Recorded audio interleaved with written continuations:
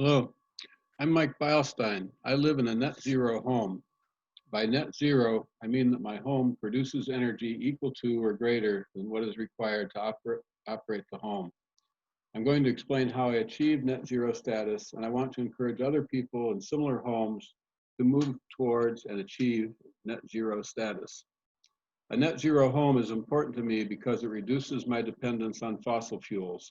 We can find ways to support our society and our economy that don't require increasing use of fossil fuels and increasing pollution of greenhouse gases into the atmosphere. We're headed into a future where human consumption of energy resources will be drastically reduced. Providing the energy requirements of my home on site separates me from the fossil fuel-based electric power system. The electric energy I produce on site is adequate for all heating, water heating, cooking, lighting, and operation of electric appliances, and I've disconnected from natural gas. My home is more resilient. In case of an extended power outage, I can disconnect from the grid and provide electric power to a few essential appliances, at least while the sun is shining. I didn't start with the goal of making my home net zero, but I did want to make my home more comfortable and energy efficient. About 10 years ago, I started with improved insulation. My 900 square foot, 3-bedroom home sitting on a 1/6 acre lot is typical of suburban homes built in the 1950s. It originally had oil heat, which was converted to natural gas before I moved in 1981. There was loose rock fiber attic insulation that had collapsed to less than a few inches over the 60 years since the house was built, and there was no wall or floor insulation. There are 10 3-foot by 4-foot windows in the house, plus a big picture window in the front room. These were all wooden frame, single pane glass. Some of them could still slide open and close for ventilation, but none of them were easy to operate. There was some moisture damage around the frame of the big picture window. We contracted to have these all replaced with double pane windows with vinyl frames. And this was a big improvement in both the operation for ventilation and insulation when they're closed. We had insulation added in the attic and walls and the floor. I wanted to bring the insulation up to modern building code standards. Insulation in the attic was blown in through the attic access. Wall insulation was blown in through 2-inch holes punched in the siding. After patching and painting, the injection sites are invisible. The floor insulation was hung on a mesh under the floor joists. While doing the floor insulation, workers also insulated my hot water lines that run from the heater in the garage to the kitchen and bathroom. On a slightly different issue concerning the crawl space under the house, we contracted to have the house frame bolted to the foundation for seismic security. In severe earthquake, the major danger to these wooden frame houses is that they can fall off of the foundation. We now have some security that my home would survive a major seismic event. While doing this work under the house, I also had the workers remove the ducts that sent heat from the gas furnace around the house. The crawl space work was much easier with these bulky ducts out of the way. I wanted to get rid of the heat ducts because I changed the heat source for the house. I switched to ductless heat pumps.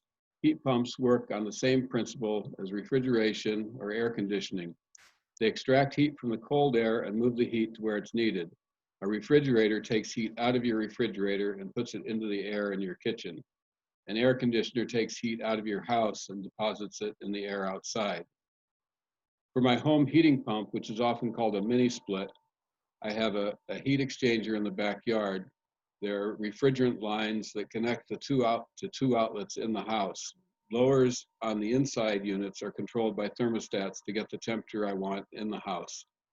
The heat pump can work in reverse as an air conditioner, taking heat out of the house and depositing it outside.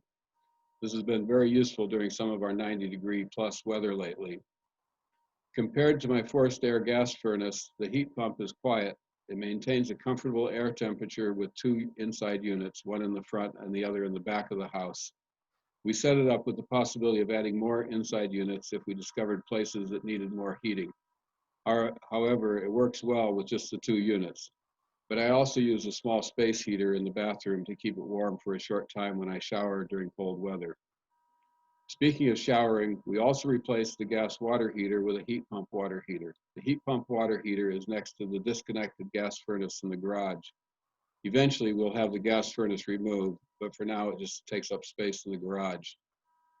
I can also point out in the garage, we have a front-loading washing machine that uses much less water than a top loader. We still have a regular resistance heater clothes dryer, and I use it regularly, but my partner hangs her laundry on a back porch clothesline. I know a few people who have heat pump clothes dryers, so that's a possibility if we actually needed more efficiency. Heat pumps for home heating and hot water are far more efficient than natural gas or electrical resistance heating. I estimate they cut our energy requirement by half. Heat pumps work efficiently down to 17 degrees Fahrenheit. Our system has resistance heating that kicks in during the rare times when temperatures get that low. So we're never out of heat as long as we have electricity. We just have a loss of efficiency for a few days in very cold weather. The final home improvement that allows us to be net zero is the photovoltaic solar panels on the roof. We have 17 panels at 250 watts per panel, approximately a 5 kilowatt system. We could fit these on a south-facing roof because the main roof axis runs east to west. If needed, we could put more panels on the east, west, or north-facing roof, but they wouldn't be as efficient as the south-facing panels. We removed a young oak tree in the front yard that would have grown to shade the panels, and we also had to prune our filbert tree to a lower height. We asked the solar panel installer for a system that would produce approximately double our electric power use at the time, because I intended to switch to the heat pump heating. It worked out perfectly. I kept track of electricity use and generation for the first year after installation.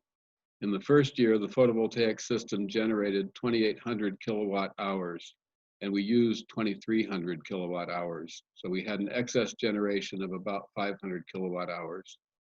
We've had the system for 3 years now, and it consistently generates a slight excess over our needs. We are on a net metering payment system. The panels put power into the grid when the sun shines, and we draw power out of the grid when we use electricity in the house. There are separate meters that measure input and output. We use a lot more power in the winter than we generate, and we generate more than we use in the summer. I pay Pacific Power for electricity if my balance of output minus input goes negative during the year, and it hasn't happened yet. The account is reset to zero every March, so my excess power disappears and we start over at zero. I get no compensation for the excess generated power, but it is donated to a low-income assistance program, so I don't feel cheated. My electric bill includes a $10 a month charge for taxes and basic hookup services. I also voluntarily pay $4 every month for the Blue Sky program that invests in new sustainable generating capacity. So my total power bill for the year is $168. Before these improvements, it was closer to $1,400. The total cost of the energy improvements to my home was about $30,000. However, there were tax incentives and rebates that reduced my out-of-pocket expenses to about $20,000. My annual savings on gas and electric bills is about $1,200. $1,200 a year savings on a $20,000 investment equals a 6% return.